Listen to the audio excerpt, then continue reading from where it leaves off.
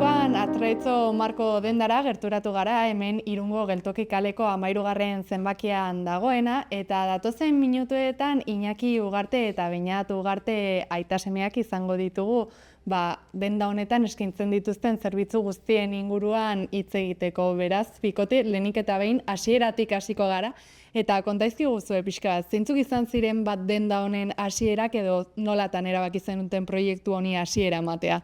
Hau izan zen, oain dela desente hasi ginen, 82 hasi ginen, hiru anaien artean sortu genuen hau, eta izan zen nolako amets bat, garai hartan Irungo mugak ireki zituzten eta kriston krisialdia sortu zen, eta gu nola sartu ginen, eta hola, eta jazta, hola hasi ginen.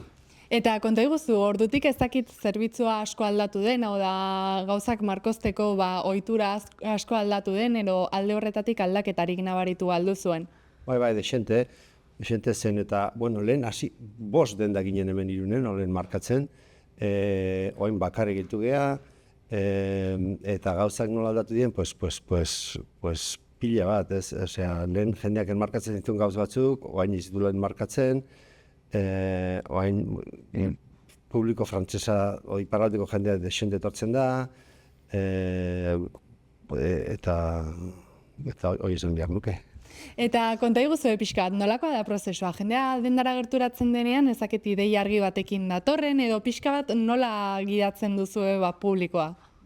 Hori da gure lanik garrantzitsunetako, porque jendea etortzen nahiko ideiarik gabe, eta gu saiatzen geha hemen pixkat orientatzen, eta laguntzen aukeratzen markoak, paspartusak, kristala, gure dagoago material guztia, ez?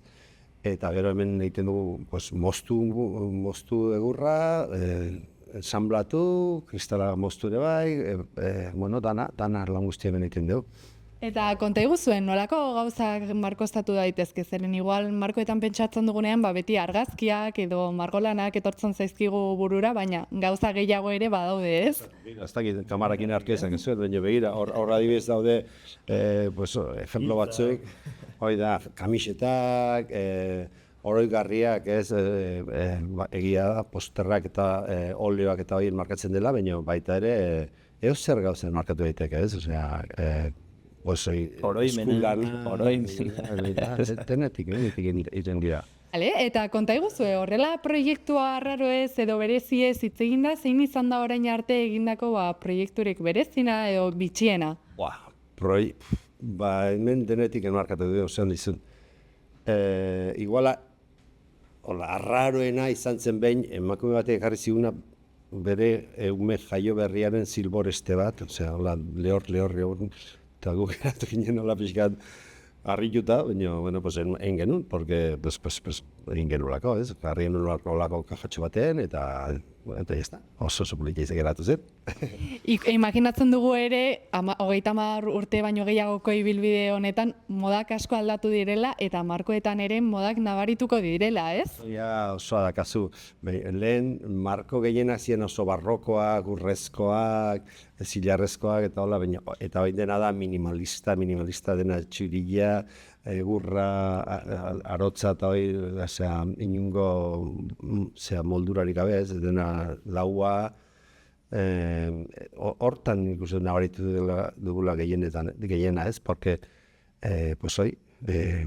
barrokotik, sinpletasunera aldatu dela gehienu.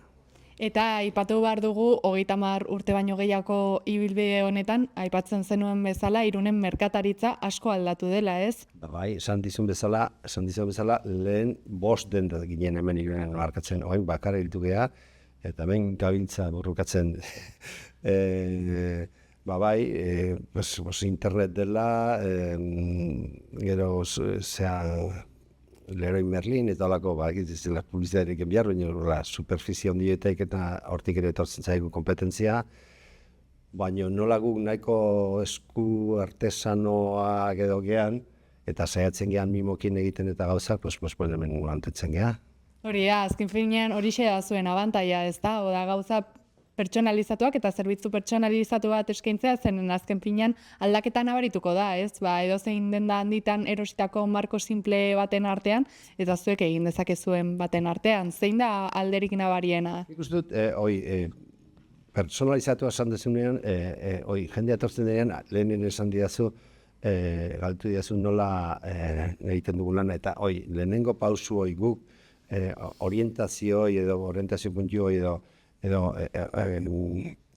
egotea gure lehenengo ordu bat eskaintzen gure denbora esplikatzeko aukera guztiak bezeroei, da nire ustez gure gauzik indartsuena, ez? Eta aipatu dezakegu ere Irunen agian jendea batez ere markoen kontuan gatik izagotzen zaituztela, baina hortaz gain ere bestelako zerbitzuak eskaintzen dituzu, da kontserbazio materialak eta pixka bat zaharberritze zerbitzu hori, ez? Bai, hori egiten dugu, eta gu saiatzen gea, eta espalin badugu egiten, porque gauz batzuk oso bereziak dira, pues daukagu gure inguruan jendea hortara dedikatzen dena, eta guk harremanetan jartzen ditugu, gure bezeroak pertsonarekin, eta, lan zoragarriak egiten dituzte, eta rekuperatzeko argazkiak eta oleoak, eta oso lan politea egiten dugu, eta egiten dute. Eta aipatuko dugu orain Gabonen atarian ezakit enkargu gehiago nabaritzen dituzuen, edo pixka bat urtean zehar alden enkargu gehiagoko hilabeterik edo garairik.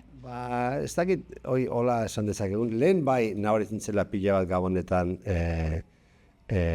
izaten zela garai potente bat gure mundu honetan, ez? Baina oain pixkatu ere lasaitu egin da, baina hori esan da ere, bai jendeak egite ditu golako enkarratxoak eta opariak eta gure dendan, ez.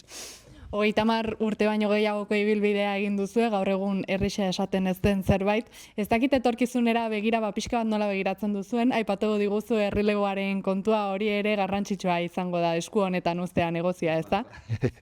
Bai, hori pixkat hortan egia pentsatzen, eta zorionez gure bi semek nahi dute jarraitu negozioarekin, eta hemen dago bat.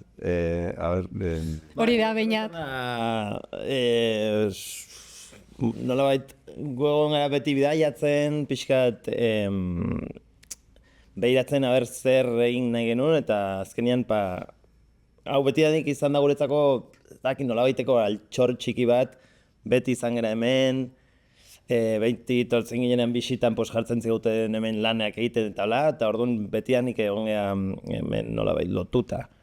Eta azkenean super interesgarria iruditu zaigu, ikertu dugu pixkat merkatua eta azkenean hau sartu geha pixkat honea sartzen, eta nahi egiten super ilusioz eta lan polita ere iruditzen dugu.